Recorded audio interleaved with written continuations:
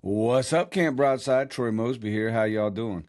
Hey, I want to thank you for tuning in. We have a great episode ahead of us tonight. We are honored to have the one and only Mr. Trey Baxter with us. If you're not familiar with who Trey Baxter is, he is the founding member of the Saddle Cartel group on Facebook. And if you haven't checked that group out, I'd highly suggest you do, man. It's a great group, and they do some very cool things in that group. Definitely worth giving it a look, you know what I'm saying? But before we dive off into that, if you haven't liked and subscribed to our channel, I would ask you to do that, please. And if you dig our stories here at Camp Broadside, if you wouldn't mind sharing our channel with your friends, we'd greatly appreciate it. But without further ado, please help me give a big Camp Broadside welcome to Mr. Trey Baxter. Man, I gotta grab my bow. Ah! This is what I live for, this is what I die for, and this is what I eat and breathe. Yeah, looking real close, you can even see a tree stand in my family tree. I'm telling you, that shit was the craziest thing. Jesus. Mr. Trey Baxter, what's happening, man? What's going on, Troy? You doing all right, buddy? I'm doing good. How you doing, man? Good. Good. Just trying to enjoy the day here, man. Nice Memorial Day, 3-day weekend, you know? Happy Memorial Days to you, sir. Yep, absolutely, man. You know, Did you we do got to anything stop. special today? No, man, we just did a little cookout, but you know, it's always important to stop and remember why we get this 3-day weekend, you know. 100%, dude. I'm right there with you. I think some people, and maybe even when I was younger, I didn't realize what it exactly meant. But now, you know, I look at it totally different, and it's a lot more than just barbecues and a day off of work. You know what I'm saying? Yeah, oh yeah. Yeah. Nope. Just man, we did a little barbecue, did a little cookout, and you know, we hadn't done much this weekend, man. We've had a little bit of bumpy weather in Oklahoma the last few days, so I don't even know, man, how much. If I went out and checked the rain gauge, I mean, inches. We got inches last night. It was pretty wild, but you know, I think the severe weather's kind of tapering off. So Yeah, I'll take all the we rain had we can get, rain. man. Yeah, for sure. We had rain off and on all weekend, and then I just actually was seeing the weather for the week, and I think Monday, Tuesday, Wednesday they're calling for rain, and so we'll see. We'll see what Yeah. happens. I actually leave for Alaska Friday, so I was watching the weather for this weekend. I was like, wait a minute, I ain't even gonna be here. You know what I'm saying? So Right. I need to be watching their weather, I guess. Yeah. And man, I don't mind the rain. I mean, I'll take all the rain that I can get because I mean, I don't know about where you're at up there, but you know, here, man, in July we could go dry and not see rain till October. That's You right. know, That's right. you know, we'll have. And what's crazy is we might have got 5-6 inches of rain this week, and there'll be cracks in the ground next week. You know. Yeah, that ain't no lie. Well, hey, for those of you that don't know Trey Baxter, he is the founding member of the Saddle Cartel page. It's a group on Facebook, and if you're not familiar with that group, I highly suggest you go check it out, man. It's a great group, and they do some really cool things in that group. But you definitely better get your bows out because they do a little bow shooting over there, and they like to have a few contests here and there, which is keeps us all out shooting, and but definitely be ready for that. But I wanted to ask Trey, first of all, you know, how did the Saddle Cartel come about? Where did that come from? And Man, it was kind of like a little pipe dream, you know, man. So I guess it was back in 2020. I kind of started getting into saddle hunting, and like you know, I've said this time and time again. You know, I was that guy that didn't think saddle hunting. You know, my buddy introduced me to it, and I was the guy that said, "Nah, I don't, you know, I'll just hang a stand over there." But I quickly realized, you know, after I gave it a try, that man, I've got to have this tool you know, in my arsenal, man. I mean, this is a way that I can get mobile and I can get in these little pockets. And so I seen the benefits from it. And so, you know, I started getting into these groups and different you know, places online, looking for information and where to get it. And I was getting a lot of good information, and I was getting some bad information, you know, but right, I thought, man, I got to thinking about it, and there was just kind of there was not a real. I mean, there were saddle hunting merchandise out there, but nothing. You know, I was kind of thinking, man, I want to kind of design something cool and just kind of come up with, like, you know, so have a cool shirt. I was just kind of that guy, you know, that I like to yeah, represent what I'm doing. You know, if I'm, you know, the brand of bow I'm shooting or whatever, you know. So, man, the conception of Saddle Cartel was in 2020. And I just kind of put together a design, threw it out there on some of these other Facebook pages, and it kind of took off. And so I didn't want to, be out there, peddling stuff on other people's groups and stuff. So, man, I just created the Facebook group Saddle Cartel, and it just kind of took off from there. And I never expected it to really get out of my hometown, really, to be honest with you. But it took off really nationally before it really got local here in Oklahoma. And I remember, man, I mean, when there was just like the first week, there was like 50 members that joined, and I think now we just the other day we had an influx of like 2,000 member requests. It is a private group.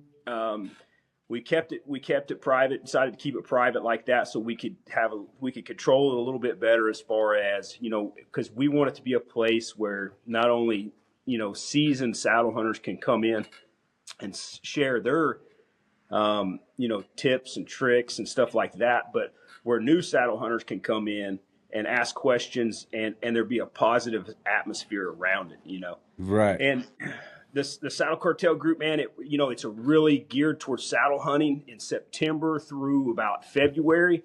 And then March we start, it's a lot of people, we're big bow hunters in the group. It's primarily a group of bow hunters. I mean, I know there's rifle hunters in there, but it's primarily a bow hunting page. And that's kind of what I cut my teeth on growing up. So, about March, it'll kind of shift gears. We kind of try to shift gears with it instead of letting it sit idle all year. And we kind of turn it into an archery page, and we start shooting. We start getting out and doing little challenges and stuff like that, And I mean, you contributed to March Madness, made a deep drive into March Madness, and what that is, man, is we just kind of coincided, with March Madness basketball and stuff, and just it's basically the first year we did it. It was trad guys against compound guys. It was all against all, and everybody put their shots up. We voted on them, and that kind of made a bracket, And it's just kind of evolved. There was no written rules the first year, and then the next year we separated it, and we did trad and we did compound, and then we kind of pent people against each other, and we've had, last year was our second year. This was our third year doing it. And it grows every year, just a little bit, but it's just a way to get people out, get them shooting. And this year we added weekly sponsors to March Madness. So the guys that were winning each week were getting product from saddle hunting manufacturers, people that were, in the industry, making products for us to get up a tree and stuff. So that was fun. That was a good addition. That got a lot of people involved. And then the end game is at the end. It's a shoot off between the two compound finalists and the two trad finalists, and we throw them up for a vote. And winner gets a Saddle Cartel March Madness championship shirt. It's the only shirt that's printed like that every year. There's only one printed every year. And then we just kind of convert it over, and it'll kind of stay like that, man. People are talking tuning bows. They're talking, the trad following has really, really grown. I mean, when I first started Saddle Cartel, I was a compound hunter, a diehard compound hunter. Had messed with traditional stuff. Like periodically here and there, because we have a big hunt here in Oklahoma that's traditional only. But I never took it serious, and I had all the designs and all our shirt stuff, all our merchandise that we have. It was a compound logo, and then when I got into traditional, I was like, now I need a traditional. So we're gonna have to add to it now. Doing the traditional line too, So that's kind of how I got going, man. I mean, it was just kind of like a, hey, what if, man, and just throw it out there and see if it sticks, and it did. Yeah. I will say, I like I said, and I know we've talked before, that definitely there's a lot of positivity going on in that group. There's friendships that build in that group just through the group. And then we talked where Robbie, I put on a motorcycle ride for my daughter's syndrome that she has. And Robbie actually came down from Iowa and hung out with us and rode his motorcycle on the ride with us.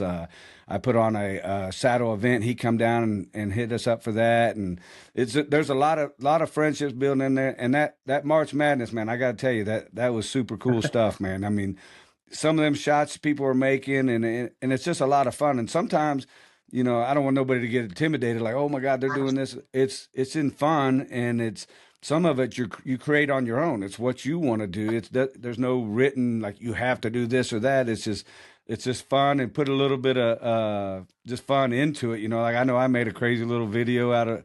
I was 25 feet up a tree and listening to Born Be Wild. You know what I'm Oh saying? yeah, It's a yeah. lot of fun, Oh so yeah. It is a lot of fun, and you was talking about the relationships, the friendships and stuff. I mean, dude, I think that is so cool that Robbie has came up and done that, and seen you, yeah. man, and I've actually, I mean, I've made a lot of friendships and stuff with guys in the group, and Chris Ferris, he's a guy that's in the group from up north in Virginia, and I can't remember now. He's either West Virginia or Virginia. He's right there. He's right there on the border of one of the two. He can hunt either or, I think, at times. But Chris is a good dude, and man, he got to come down and hunt with me. We got drawn into the McAllister ammunition plant down here. It's a traditional only hunting.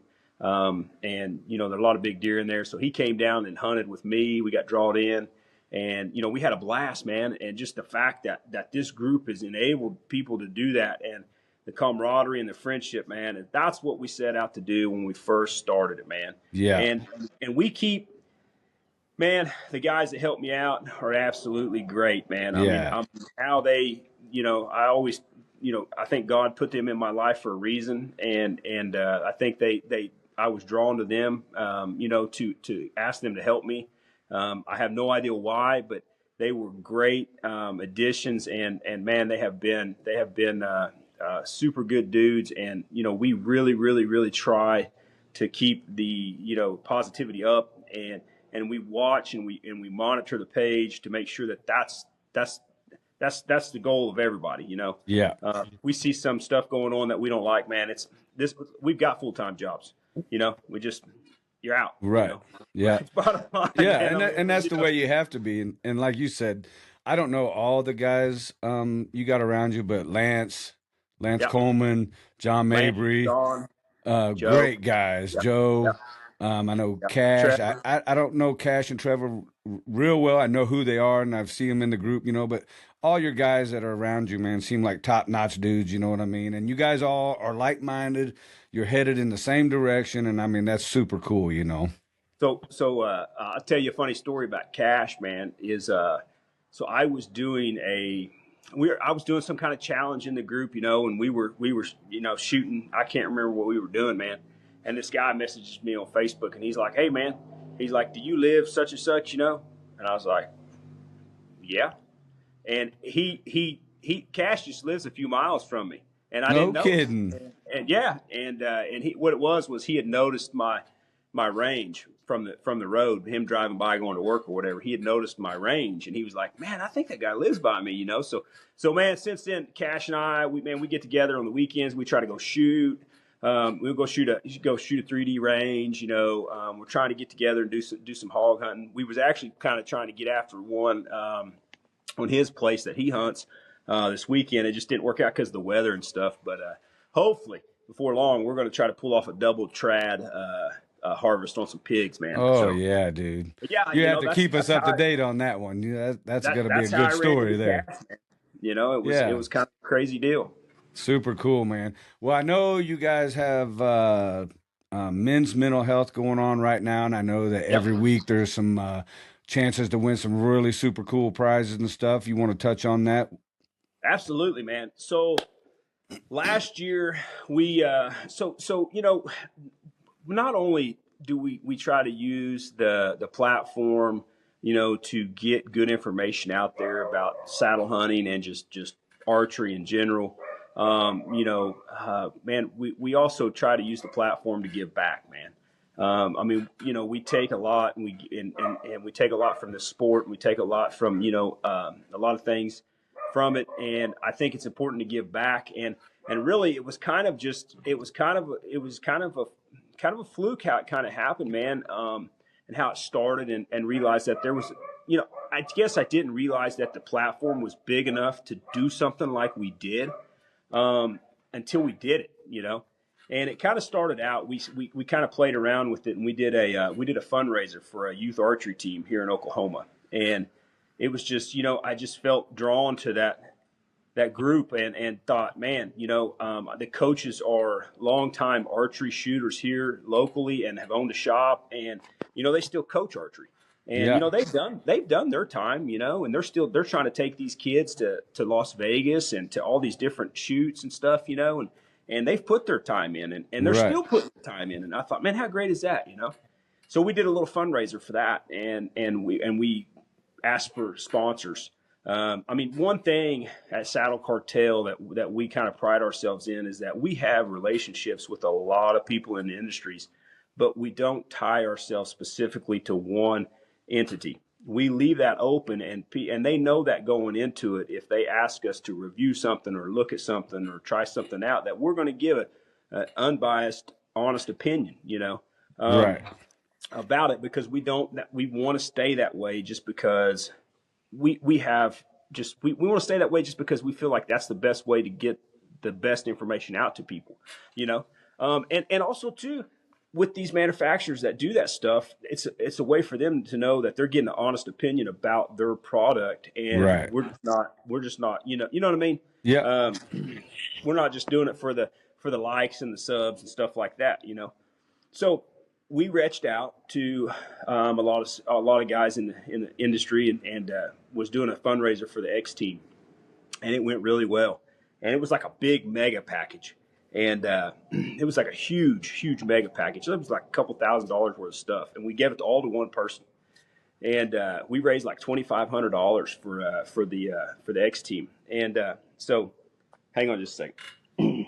Sorry about that. No, you're all right. And so we went on, and it really, the idea kind of came from Trevor, man. And then Trevor said, man, he said, what would you think about doing this, man? He goes, I think this is really a unspoken, there's a stigma about men's mental health, and it's just something that's not spoken about a lot. And he said, we've got a huge following of men, and they're middle-aged, they're young, they're of all walks of life, veterans, service members, and he said, what would you think about doing a men's mental health awareness deal? And I said, yeah, man, we kind of touched on it, and then we kind of got away from it.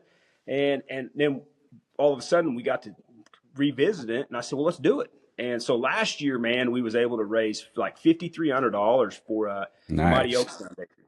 And, it took off. It was huge. So fast forward that to this year, we decided to do it again. So basically how it works, man, is that every week we have manufacturers across the industry that are donating product to us because they believe in this and they want to jump behind it. And like the first phase is we do a sponsorship shirt, and all the sponsors are on the back. This year, the front of it says, every journey starts with one step, men's mental health. And then the back's got all the sponsors on it, the Saddle Cartel logo.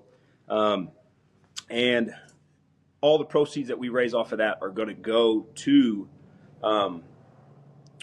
benefit the Fallen Outdoors. That's who we've decided that is going to be the recipient. We don't do the same person, the same organization, or the same foundation every year. We're trying to kind of switch it up.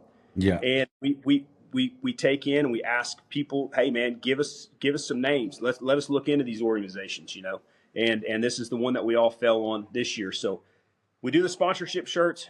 100% of the proceeds they go to benefit them. That'll be a big chunk that'll be there. Matter of fact, that closes today. And then we've already launched. We had such a big response in the sponsors that we've already had to launch our packages. So we throw together, a saddle, and then we build around that.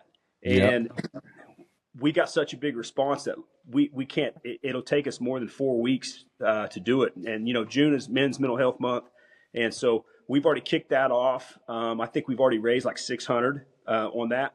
And how that works, man, is we're doing it's like a tethered. I think it's a workhorse or grip package. I can't remember right off my head.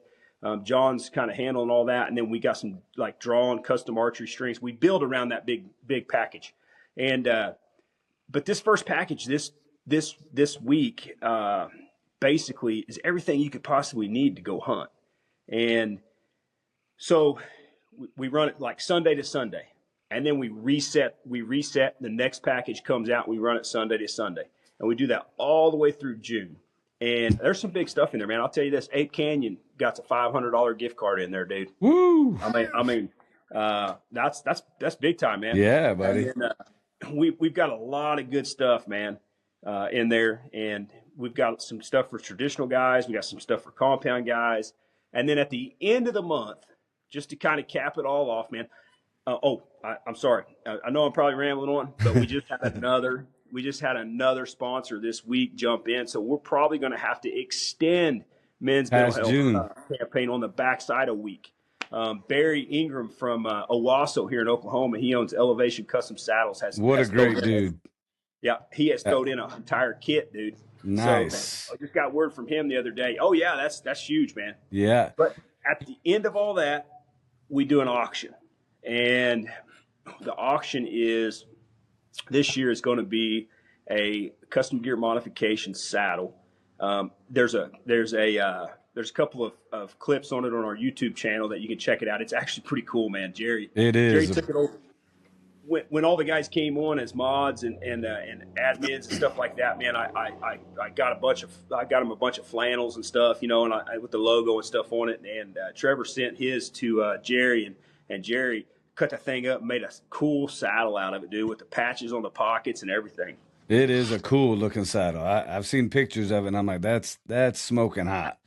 Yeah, and then we will raffle off since the conception of Saddle Cartel. Man, I have went traditional only, and so I hunt with a traditional bow only, and I started that journey, and I started down the journey with like wood recurves. Then I went to ILFs, then I went to wharf bows, and now, man, a little over a year and a half ago, I got into building self bows. So I go down and I harvest wood from my property that I hunt and let it dry, and now I'm making self bows. And so last year we auctioned one off, and it had some custom engraving and stuff on it done up for men's mental health, and we're going to do that again. And so that will be offered with Feather and Woods arrows, and there's some other things that we're throwing around that item as well with the custom gear modification saddle. And yeah, we'll post that for like 24 hours, and you just post your bid in the comment, and then high bidder once payment's taken. Yeah. Man, so it's yours. So super cool stuff, man. How do they get into it every week? Do you do raffles? How does that work? So what you need to do, man, is go to the Facebook page and we pin it at the top of the page every week. There's a featured. We'll put it up at the featured post, but it will be there's a GoFundMe link, and you will make a donation. A $20 donation gets you 5 chances to win. Gotcha. And when you get that when we get that notification, we're going to enter your name 5 times into a random name drawer, and we're going to draw live on Facebook every week, and then it will reset. We won't the GoFundMe won't reset. We'll keep using but we know where the cutoff is, and then we start from there for the next one. But the main thing is that during the month of June, you got to really stay hooked in, man. I know a lot of guys get in there and they turn their notifications off, and stuff stuff we don't want to see or stuff we don't want to hear. But right. I'm telling you, in the month of June, you want to have your notifications on for that group, because we're giving people chances to win. Like I think it's over $4,500 worth of stuff, man. And you guys have some cool stuff, man. I've seen the list of people that are donated and whatnot, and you got some cool stuff. So people are going to be some lucky suckers out there winning some stuff this year. Hey, next year, broadside camo, baby. I promise we'll be in there for sure. All we right. would have been in there this year had we been a little bit faster on our game, but we'll be in there next year for sure. That's all right. I'll take you up for that. Hey, what was I going to say about that? Man, it's so cool what you guys are doing with that men's mental health, man. Men's mental health is so untalked about. You know what I'm saying? It's like, and I have there's a few of us that get together. We were for a while. We were getting together we call it about once a month. We'd get together on Thursdays, and we'd eat steak and whatnot at this place. And it was like 4 or 5 of us. And I mean, that was our time to talk. I mean, if Yeah, you wanted to talk about your kids, your job, I mean, it was just your time to be at a vent, and it really occurred to me then that, man, this don't happen. You know what I mean? And these guys have stuff to talk about. They got stuff that bothered them that you would never know that bothered them and weighed them down, and they had all that weight on their shoulders until they started bringing it out. And I mean, it occurred to me then how much we carry as men and how strong that we have to portray ourselves sometimes, how strong we have to be in certain situations. Those certain situations also break us down. They don't that's see right. us when we're in our own closed room, you know what I mean? And the tears Yeah. come out and the stress and whatnot of carrying the load sometimes. So it's super cool what you guys are doing as far as bringing that to the surface and letting men know, hey, we know that you got feelings. We know that stuff weighs on you and we're here for you. You know what I'm saying? I tell a lot of people, if you ever just need somebody to talk to, we don't have to be best friends. We don't, you can talk to me. I'll give you a shoulder to cry on. I'll give you a hug. You know what I'm saying? And it's just really cool to see a group on Facebook that's bringing that to the surface. You know what I mean? I say it this way, man. We are, and there are times that we need to be strong, and that Yeah, we need to be the backbone. absolutely. But we need an outlet too, man. And we need to be able to know that it's okay to express our feelings. When the seas calm. Yes, sir. We've got to have that outlet, man. And it is just something that it's just if you look up the statistics of mental health and men and stuff, and you talk about it, man, it's like 70% of men have had some kind of dealings with mental health issues, and I think it's like 40% of them, I think, don't even reach out for help. Don't even. It's just basically we're taught and we're raised, man, to just stuff it all aside, and not talk about it. That's the way Yes, I was sir.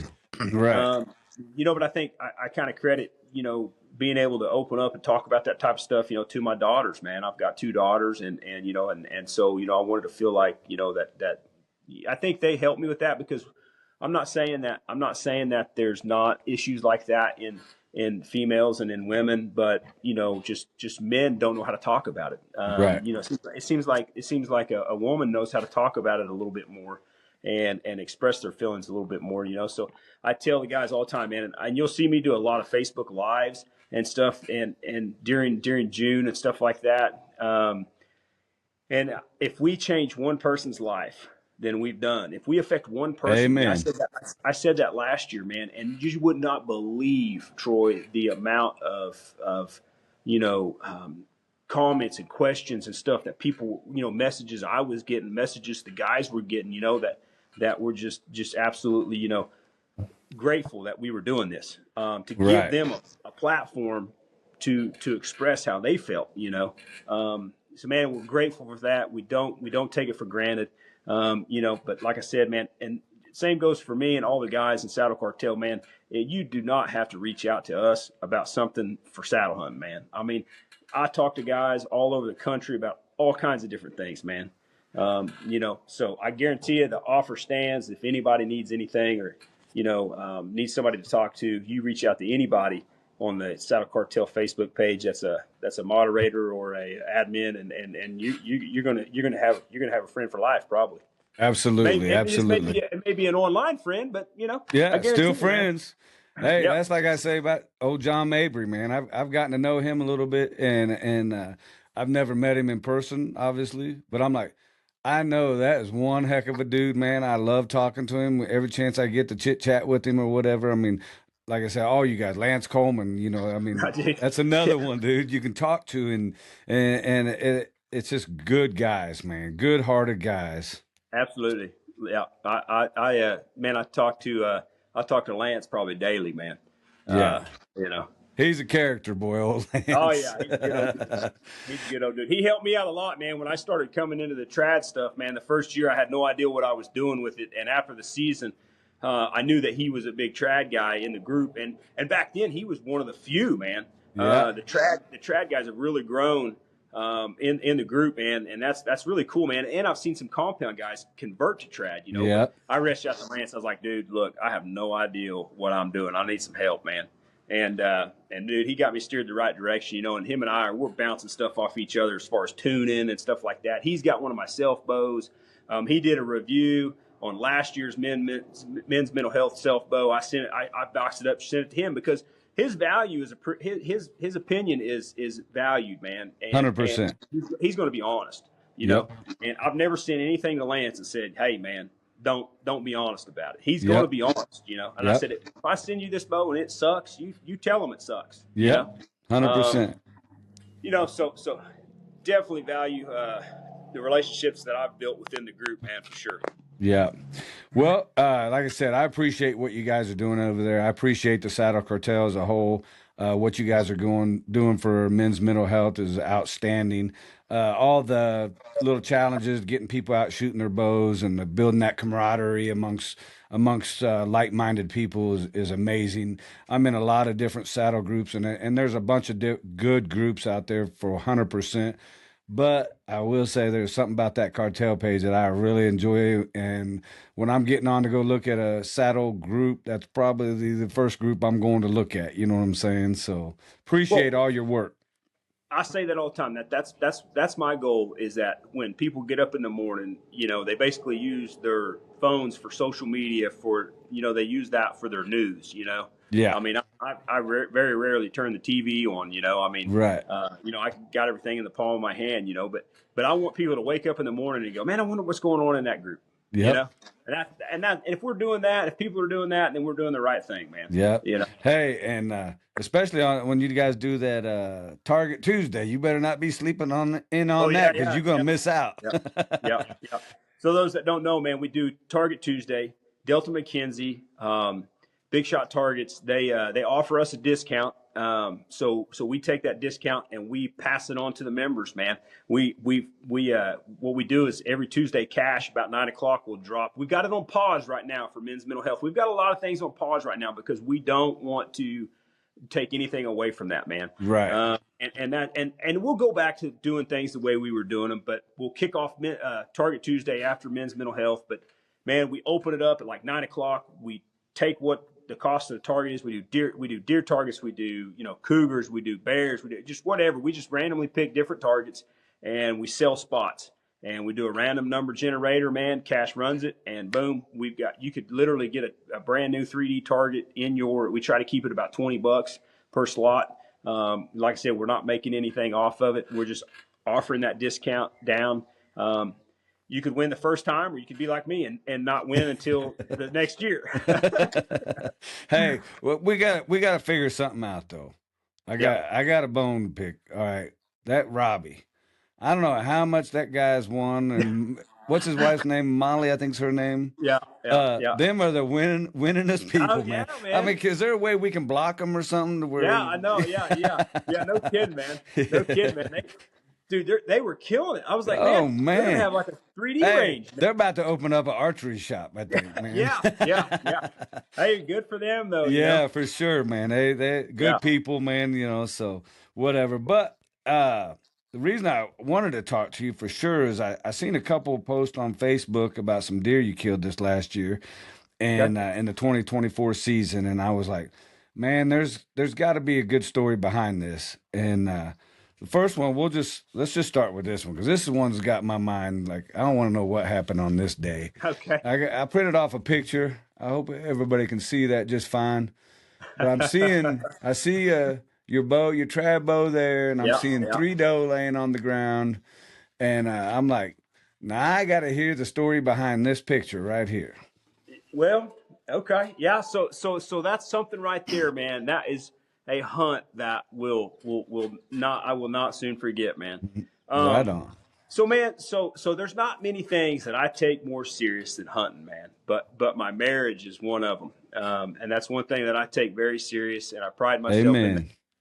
And when we start prioritizing things like hunting and doing stuff like that over stuff like that, man, a lot of things can go south on you, man. So, it's always been, a priority of mine to take care of my marriage. And so, my wife and I celebrated our 25th wedding anniversary this year, but it was in July. Congratulations. It was in July. Thank you. And it was in July, but we had decided that we were going to take a trip in November, because where we wanted to go, we wanted it to be cold, snowy, stuff. So I'd gotten drawn in to the McAllister hunt the third weekend in October. So I didn't do, some things came up, and I didn't get to do a whole lot of hunting early October.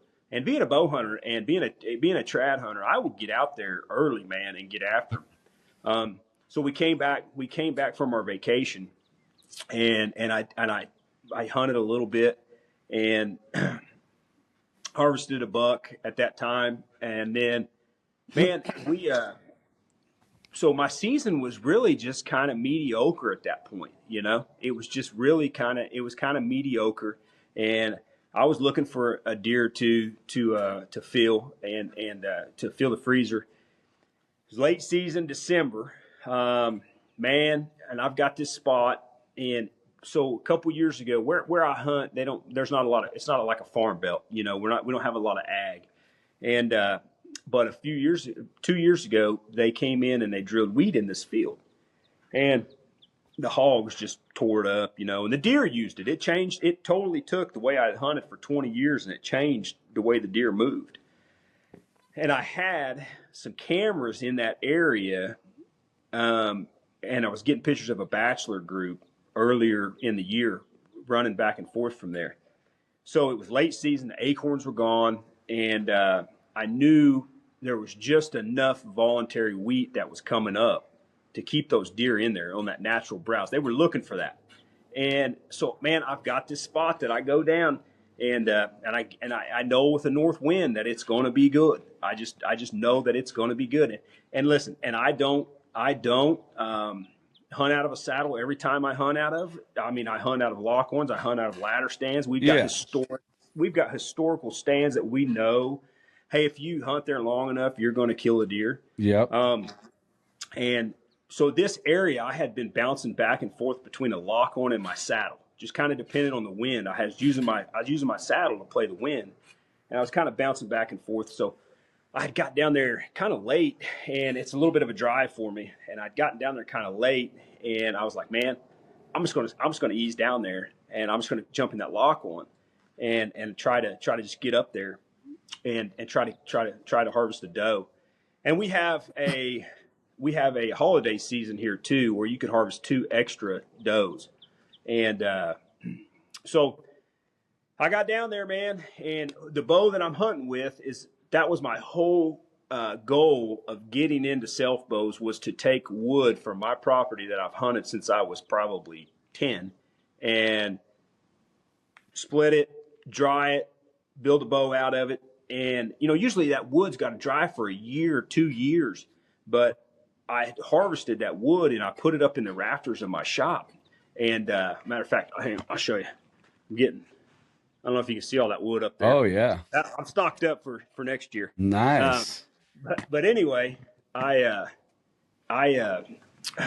started kind of checking with a moisture meter, some staves that I had, and they were starting to dry out. And I was like, man, I'm going to reduce one. So I reduced it, and I started building the bow out of it. And I really thought that it wouldn't be till this year that I would get to hunt with a bow from my property. And I started working the bow, and it started making a bow. And I was like, man, I could get this thing done, and I could finish the bow, and I could get out there and give this thing a chance. Late season. Yeah. Gun season was over, it was mid-December. We were coming up on Christmas when that happened. And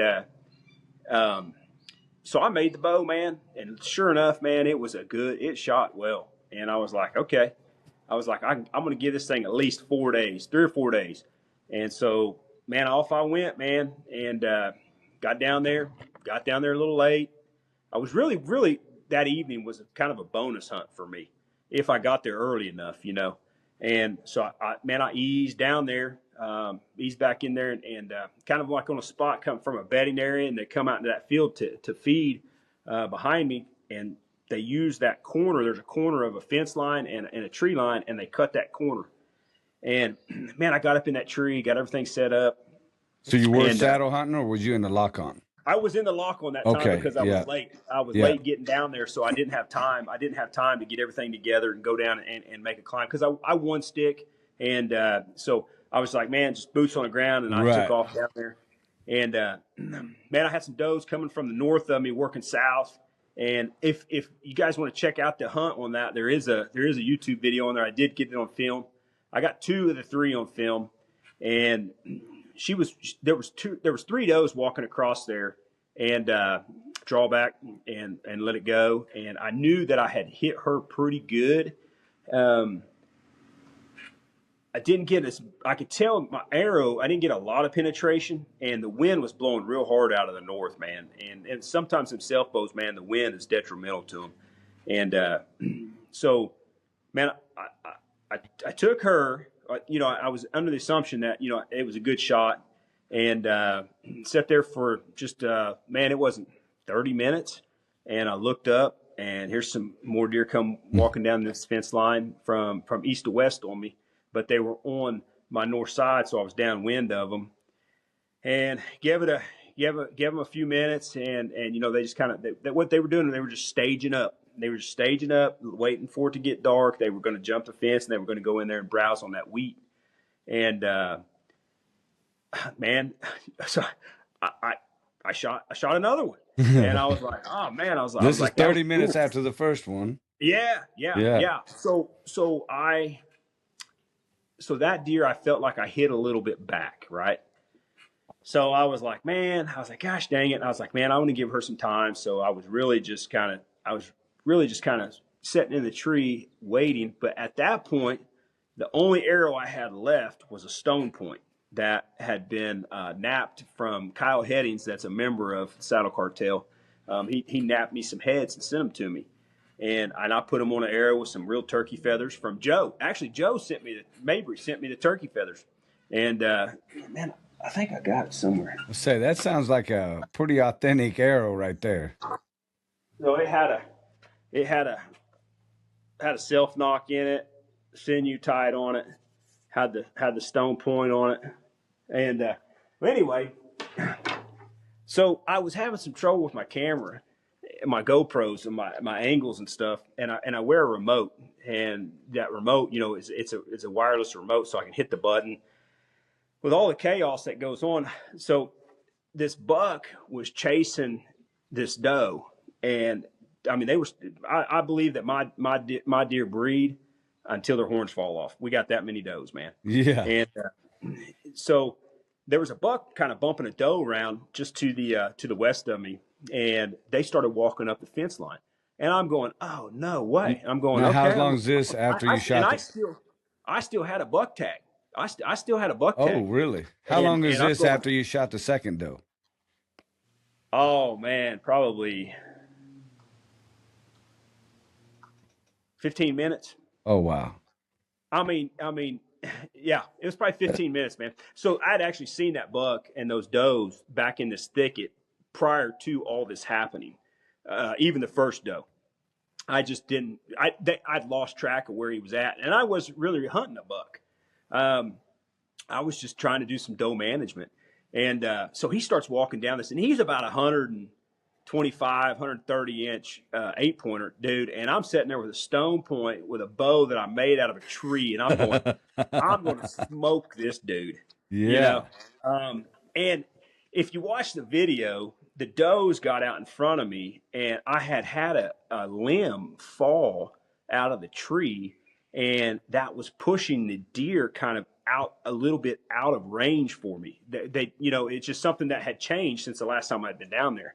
And let me stop you right there. What's your range with this bow? What do you feel comfortable with shooting? So here's the deal, man. With a self bow, 20 and in. 20 and in. Okay. And the closer the better, man. The closer the better. The first shot on the first doe was probably at my limit, and then she was probably at about 19, 20 yards right around in there, if I remember correctly. The second doe was about 15. It looks a lot farther on camera, though, when them GoPros, them action cameras. But So those does worked down, and they actually, after they worked around this limb that had fallen, it's a pretty big limb. Actually, I'd almost considered hunting on the ground right there. It was so, it was like a perfect spot. And so they got around behind me, and this buck is walking down the fence. And I mean, and you see me in the video, I'm sitting there, and it looks like I'm looking at the doe, but I'm actually looking at the buck. And I'm going, all right, dude, you're going to end up right here where this doe's at, and I'm going to smoke him. It was like 10 yards. And that's a dream of mine, is to take a deer with a stone point. And I've taken a hog with a stone point, but that's a dream of mine that I want to take one with a stone point. But anyway, he ended up he didn't really catch my wind, but just, man, I don't know what kicked in, I don't know something got him. Sense, but he went, man, and he turned and he walked back down the fence line. And so at that point, you see me in this video, I'm like, I'm going to shoot this doe. I'll just let him go, and I'll have, he'll be a good one for next year. And so I'm going to smoke this doe. Well, I draw back to shoot this doe, and I had some trouble with my GoPro, and on my head, I wear one up here, and I had taken it off and was trying to get it to sync up, it had unhooked, and it was getting crazy because all the deer I was seeing, and I was confused whether I was recording, not recording. I needed a minute to just reset. Yeah. Well, when I did, I put the GoPro back on, and I'll tell you boys right now, you guys that are using the GoPros, they're great, but do not, if you are shooting a recurve, do not put them square on your head like this. You got to get them over here to the side. And in that video, you see me, I draw back and I shoot, and that GoPro goes, whoop, pow, and arrow comes out of the bow sideways, deer take off, And I'm like, what? I show it on the video. I think now that you're talking about it, I remember seeing that video last year. Yeah. Dude, I had a knot on my head for like a week. And so now I'm sitting up there with no arrows. I have no arrows. My quiver is empty. And so that's one thing I'm going to do. I know I'm in a better spot this year. I've got the Rick Young's bino harness that I've used, but I've struggled since I went to hunting with traditional of finding a way to carry my binoculars on my chest and not be bulky where I can shoot. And I can't leave camp without my binoculars, dude. I got to have my binoculars. I love them. But that night I didn't take them because I was like, and I took my rangefinder, though. I always like to take a rangefinder, man. And I know guys that hunt traditional go, man, it's only 20 yards, but I guarantee you this, I can misjudge yardage. And that's just one thing I feel like I owe it to the animal to do, make sure I know where I'm at. So I always carry a rangefinder. It's like a 10 power. So I had that rangefinder, man. I was looking, and I was just kind of looking for blood, and I was looking around, and I caught a flash of pink, and I was like, was that my arrow? And I think that was my arrow. And I couldn't remember at the time which one it was because the first deer and the second deer, they crossed. And so I didn't know which arrow it was, but I was like, that's an arrow. And it's a wood arrow. I shoot wood arrows out of my self bow. But I thought it's probably broke, but I thought, man, let me get down. I'm going to get down and ease over there. And I think I can just get out there just a little ways and grab that arrow and look at it and see if it's good and without bumping any deer. Like I said, that second deer, I thought I'd hit a little bit back. So I get down, I go get the arrow, and the arrow is like brand new. Not broke. I spun it. It's pretty straight. It's like, check the broadhead. It's pretty sharp, Later on, I found out that it was from the first doe. If you watch the video, the first doe, it goes in and it just kind of falls back out. And she just, as she runs off, you don't see it fall out, but shortly after she kind of gets off camera, it had fallen out. And it just went in and came right back out. And I don't shoot any bleeders or anything. I just shoot the glue on 125 grain. It's wikis. So it just went in, came back out. And I looked at it. I was like, Bennett. I was like, kind of hand straightened a little bit. I was like, I think I can hunt with this again.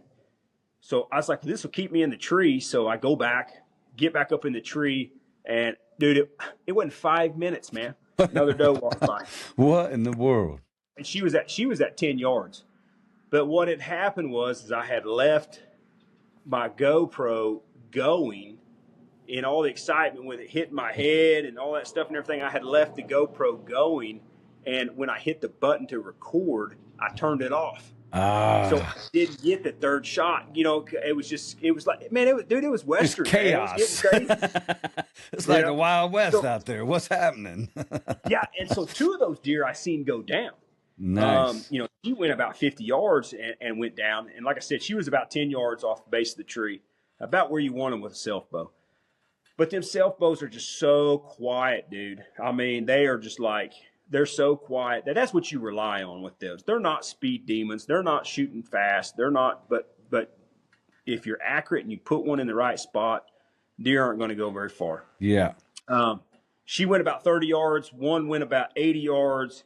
And then the other one went up and she went up and circled back around, and I didn't find a whole lot of blood, but I was kind of just walking out towards the direction that she went, and I popped out on the field and I just seen a white belly laying there, and I was like, dude, there she is.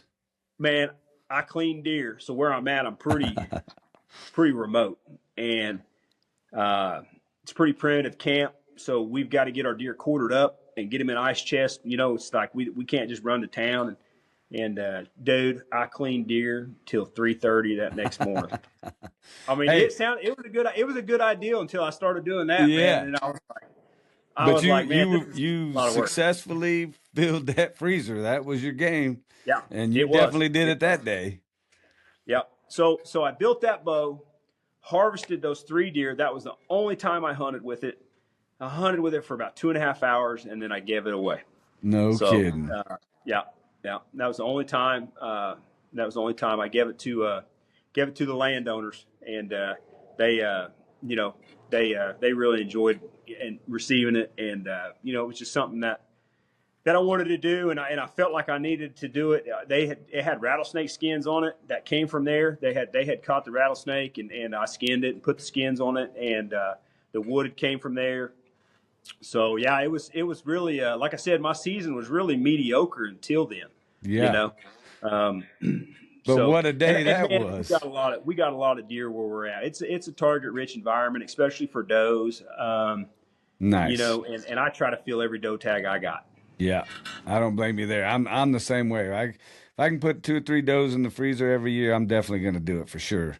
That's my wife runs daycare, and I always tell everybody this story. I don't know, I just love it, but she's done it for about 13 years now, I think, out of the home and whatnot, and she's a great teacher to these little kids, and I help mentor them and whatnot. And, they love it when Uncle Troy comes home and he's got a deer in his truck, or if I've been out squirrel hunting, they want to take pictures with whatever I kill. I've taken a couple of them on like turkey hunts with me and whatnot, and I'll take them on field trips, and we'll go to Bass Pro or Cabela's and look at all the animals, and they love that. But one thing I've always said was that all these years, she's had numerous kids that were raised through here, and they were all raised on deer meat. And I'm like, man, you can't get a better type of meat for these kids that doesn't have steroids in it, doesn't have these hormones in it and whatnot. It's probably the greatest meat they could be eating. And so every year, if I can fill them freezers, I got 2 big freezers. If I can fill them with 3 or 4 deer, that's what my goal is. You know what I mean? And we definitely eat anything that we're gonna take. So yeah, but those, I'll fill a freezer up with them for sure. But I ain't never had a day like that day there. Especially, you ain't even shooting a compound where you having to reach out. They right there. You know what I mean? Man, that little spot has been a little honey hole there and down the fence line where I one stick a little bit. And it's funny because I send videos and pictures to Lance and them and stuff, and there'll be 70 deer standing out there, and they're like, holy smokes, man. I mean, when I saddle hunt and I one stick down the fence a little bit, man, you don't know which way to sit because it's a really good spot. But I was very fortunate, man. I mean, I was very fortunate, and to harvest all 3 of them with a self bow, man. I mean, I don't know that'll ever happen again, man. Yeah, that's definitely a blessed day. Go full circle with a piece of wood from my lease. That was my goal. That's insane to me. I've never even heard of anybody doing that. I mean, until I started talking with you, and I'm like, how cool is this, man? That is amazing, honestly. Yeah. from Yeah, start to it's a lot of finish. fun. Well, Yep. I got another one. I took printed off the picture of. I thought I want to hear the story behind this one too, and I don't know if it can be like that one where you're getting three of them at once. But Let's what see what about you this got. buck here, buddy? Oh yeah. That's a good looking buck right there.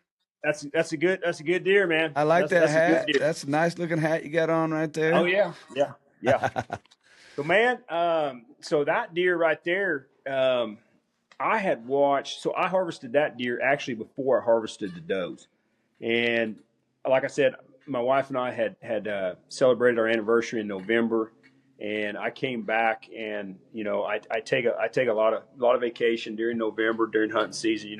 Myself and Chris Ferris, we call it our rutcation, and so we're always in contact with each other. But I had been on vacation with my wife celebrating our 25th wedding anniversary, and I came back and I was at home, and I know she knew I was itching to get in the woods, and but like I said, that's something that I prioritize over hunting is my marriage, For sure. and so I came back for a couple of days when we got back, and then I headed to my place, and that deer I had him on camera with a bachelor group all summer long, and it just so happened that he was working that fence line I shot those does off of. And it was to the point to where I had told Cash that I was going to kill that deer. I had put a date by the time I was going to kill that deer. And life happened in October. And I had actually drove down because I was getting pictures of these deer just after daylight. And so I knew they had to be in there somewhere close. And man, I am a true believer that access is king. You got to have good access. If you don't have good access, man, you got to create good access. You got to use a creek. You got to use whatever you can to get in there and not bust these deer out of there. So I actually drove to my property where I hunt and got up on this hill and actually got up on top of the roof of this big feeder and glassed at daylight to find out where this bachelor group was at on this fence, to see if I could even get in there and get set up before they got there. So I caught them. Sure enough, I caught them on the fence line, and I seen where they were at, and I let them move on, and I went in and I mapped out my access, and I mapped it out through a creek that I had where I was below ground level. My head was just, I was below ground level, pretty much all the way. And I had to make it about 15 yards to get to the tree that I needed to be in. But when I got there and I mapped all that out, I realized that there was a plum thicket in between me and them where they would be at that time of the day. So I was trying to make sure that it was safe to try to get on them that early in the season in the morning like that. And I felt like it was. I felt like I had a valid chance to harvest one of these deer, Right. but life got in the way. Things started happening. I didn't get to do a lot of hunting early October. I had the ammunition plant hunt with Chris Ferris last weekend in October. Had my wedding anniversary celebration the first week in November, and that was really before I could get in the woods. And I was home for a couple of days after that, and I thought I hadn't been there. I didn't know what was going on in my place, what the deer were doing. So I said, man, you know what? I'm going to give it a go, and I'm going to go down. And I'm going to get in that area, get in that stand, get in that tree, and I'm going to just see if one of those bucks are just hanging in there, still kind of trolling the bedding area, kind of working. And that's ultimately what he was doing. So it was an evening hunt. I got down there, got in the tree. Matter of fact, it was the same tree that I shot the does out of. No kidding. But what was crazy is, as crazy as that is, and as good as that tree has been, that tree is not on the mark. The mark is about 80 yards up the fence line where I saddle hunt. That's the mark. That's a kind of a fallback, just a quick run down there, get up, have a place to hunt, and get your feet off the ground. And I'm sitting there, man. And I thought, I know some does like to bed, and I thought I might catch one cruising this fence line or cruising that tree line, and catch one coming in to kind of scent check with the north wind. And so I got up in the stand, man, and I was sitting there, and it was pretty uneventful. I wasn't seeing a lot of deer or anything. And I looked up, and sure enough, man, that buck was standing there 20 yards. When I first saw him, he was 20 yards. You know how they do that. Yeah, oh You looked yeah. up in the It's like, stand. where in the world did you just come from? Dude, I mean, he blew my mind, man. Yeah. And I was like, as soon as I seen him, I knew this is a deer I want to shoot. And I was hunting with my ILF, which is like a recurve, just a modern recurve with it's got a machine riser. So I was hunting with that bow, and I did not even have time to turn my GoPros on. And I'm not going to be honest with you, I'm not going to let filming a hunt get in the way of harvesting. 100%. Right. Right. And I didn't get my GoPros turned on until after, but I kind of got the post shot on film on the YouTube channel. But man, he just came in, checking that bedding area, and I shot him at like 5 yards, dude. No kidding. Dude, and he went about 30 yards and fell over. And if you go look at the YouTube video, I think it's a short. I put together a short for it, man. I mean, those emotions on that are the honest emotions, man. I mean, I was pumped. That's my biggest traditional buck harvest that I've had, and I was just pumped because I knew the deer. I'm not one of those guys that will go. I will find a deer and hunt a deer, and when that chapter ends, I don't just find another deer to hunt. I may harvest 2 or 3 deer in there that I didn't know I had. I mean, I'm not one of those guys. If it gets your heart going, take that deer. Yeah, that's the way I am. Yeah. My heart. I go off. I have to be honest. One year several years, I got trapped into hunting one buck, and I hunted this buck for 3-4 years, and finally, a neighbor ended up shooting this buck, which I found out later he'd been hunting that same buck the same amount of time I was. So I was super happy it was him and not just some random person that got that buck. But anyway, so I got fixated on that buck for 3 years.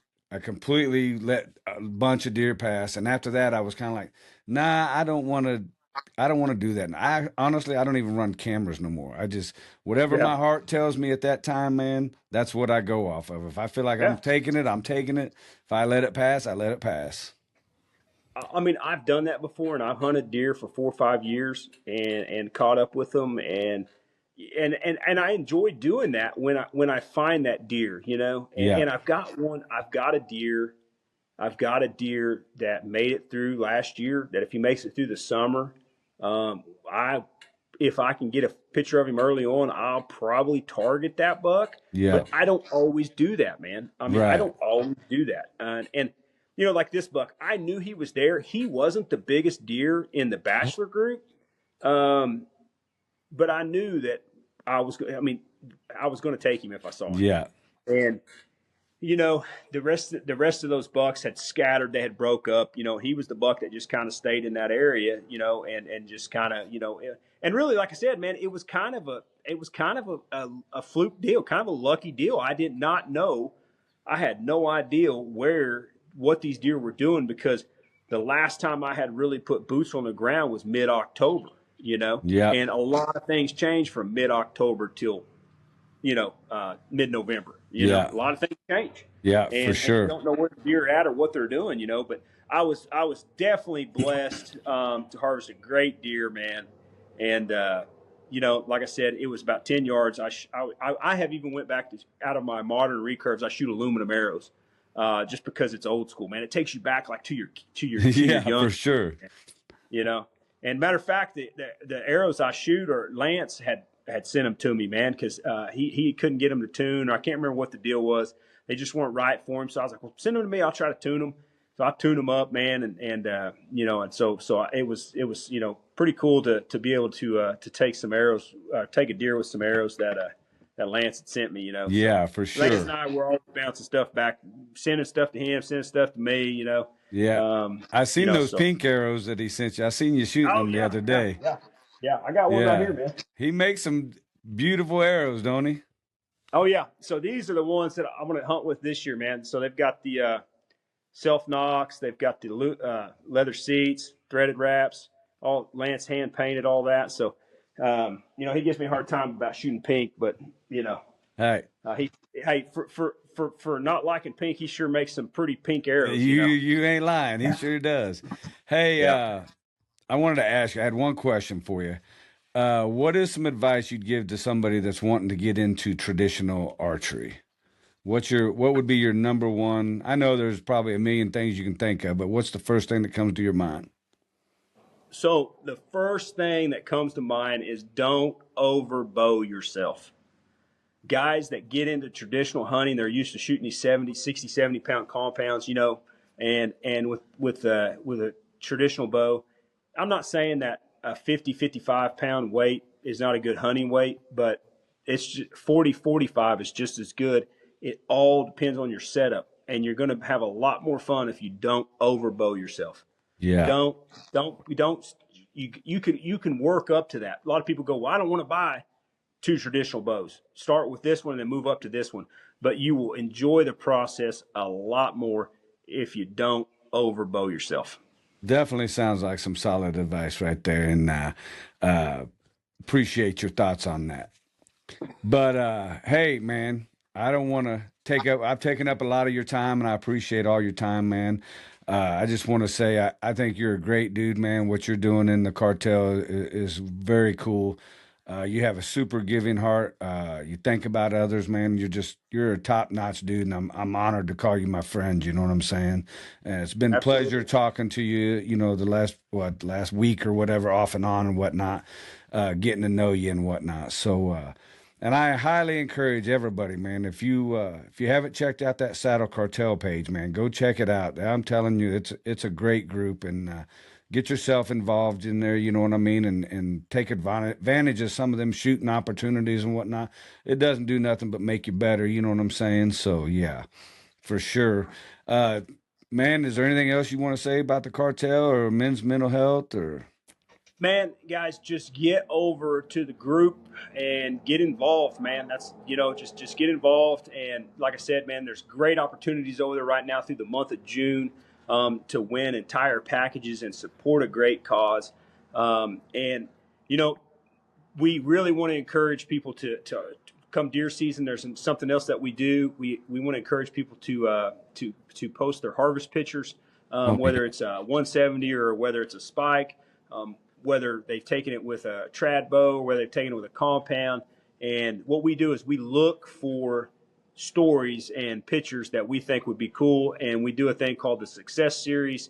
And we get people involved. We get the members involved with the Success Series, and they get a chance to tell their story about their harvest. And I tell you what, those Success Series, man, are really good because we pick the members' brains about how they climb, what kind of gear they run, what they, what their method of climbing is and stuff like that. And I've picked up a ton of little nuggets from those Success Series of the members that are just, they don't maybe not know they're throwing it out there, but I go, man, yep, I've got all kinds of stuff that I've added to my setup from listening to those. So they're on the YouTube channel. We do them YouTube live, and man, we really enjoy doing those. Come October, we'll get back into those, man, and we'll start doing the Success Series. Troy, I know you was on one, yeah, oh and yeah. that's yeah. Yeah, really cool. John hit me up about that, and I was very honored to be a part of that. You know what I mean? And it was cool to tell my story and whatnot. And that's one of the reasons I wanted to reach out to you also is because I know a lot of times you're on the other side. You're the one. You're the one asking the questions and whatnot. So I thought it'd be cool to get you on this side of it and hear your stories. You know what I'm saying? Oh yeah, man, I've enjoyed it, and that's one thing that I mean, I enjoyed being on with you, and I tell you what, I know, I mean, they were some really cool hunts, but a blind squirrel finds a nut every now and again, and that's kind of what I did, man. I mean, Hey, it happens to the best of us. I really take in every harvest that I get, man, especially with the recurve.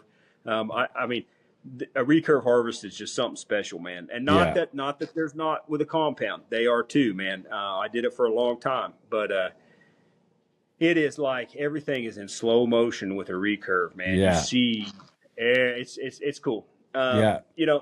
if you'd asked me if I was doing this 10 years ago, going down the traditional journey, I'd have told you, no way, man. I mean, Yep. because I love shooting traditional archery or shooting the tacks and stuff like that with my compound, stretching it out, shooting 100 yards. You know, I mean, Yeah. that's where I mean, we used to get after it like that, man. Yeah.